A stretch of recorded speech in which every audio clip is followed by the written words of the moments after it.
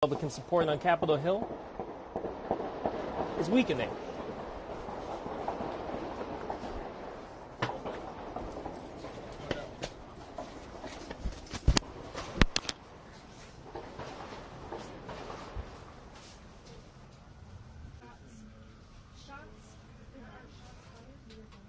I'm told that a gunman came up near the White House on the west side, what is described to me as Gate 17. This is kind of near 14th Street on the west side of the White House, and came up and brandished some sort of a pistol. We don't know what type of pistol it was, but he then fired toward the White House 3 times. And the United States Secret Service, they returned fire. We don't know how many shots that they got off, and they apparently took the gunman down.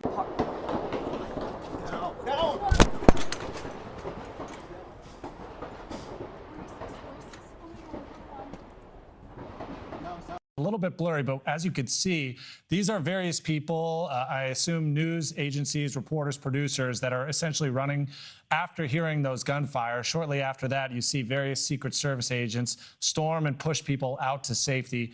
Chris, give us a sense of what that moment was like, hearing that possible gunfire and then moving towards the direction that Secret Service was pushing you towards. Right. So Alex, as soon as we heard the gunshots, everyone kind of just froze like, wait a minute, are those gunshots? And then immediately we just ran for it in the Secret Service simultaneously.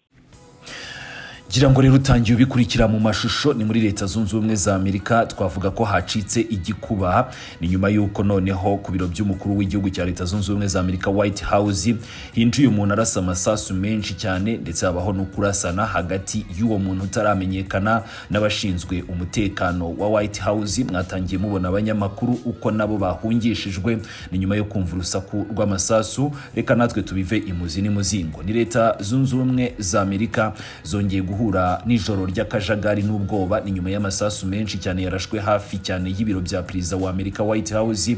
Ni mu gihe Perezida Donald Trump yarari imbere muri iyo nyubako ikomeye kurusha izindi ku isi mu mutekano. Uyu mugabo utaramenyekana witwaje imbunda yegereye amarembo ya White House, ni ku ruhande rw'iburengerazuba ahagana ku isaha y'isa 12 z'umugoroba zaho ngaho muri Leta Zunze Ubumwe za Amerika, maze yatangira kurasa yerekeza hafi y'inyubako irinzwe cyane n'abashinzwe umutekano ba Secret Service.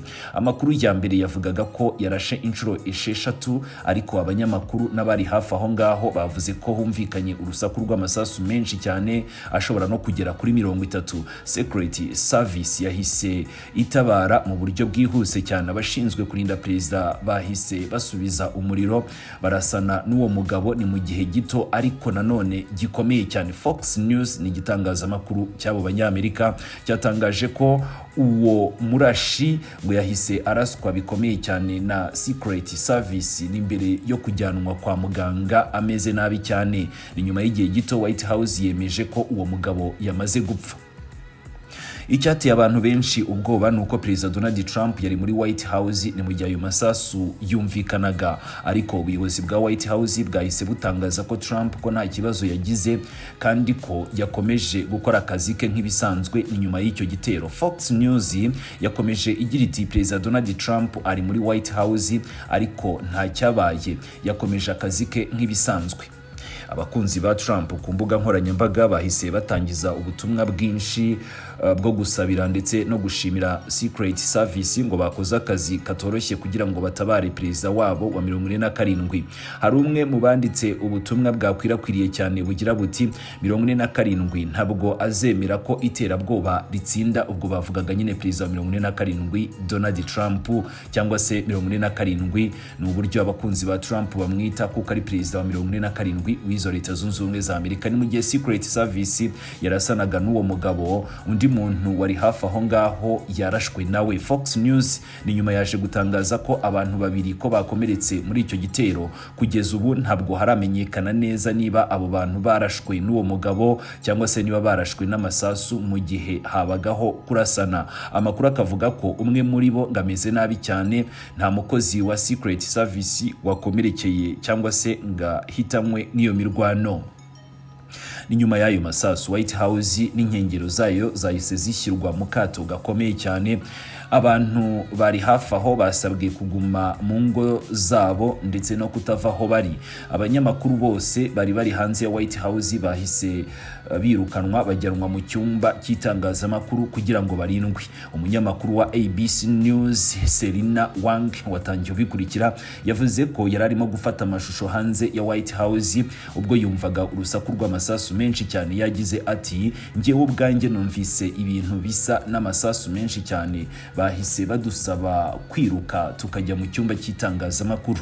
Amashusho yakwirakwiriye ku mbuga nkoranyambaga harimo nayo watangiye ukurikira yagaragaje abantu biruka bafite ubwoba. Ni mu gihe abashinzwe umutekano ba Secret Service basohokaga bitwaje intwaro ziremereye. Hari kandi n'abasirikare barashishaga imbunda bari ku bisenge bya White House, harimo biganjemo ba mudahusha bashakisha niba nta bandi bantu bari bafite umugambi wo kugaba ibitero kuri Perezida Donald Trump.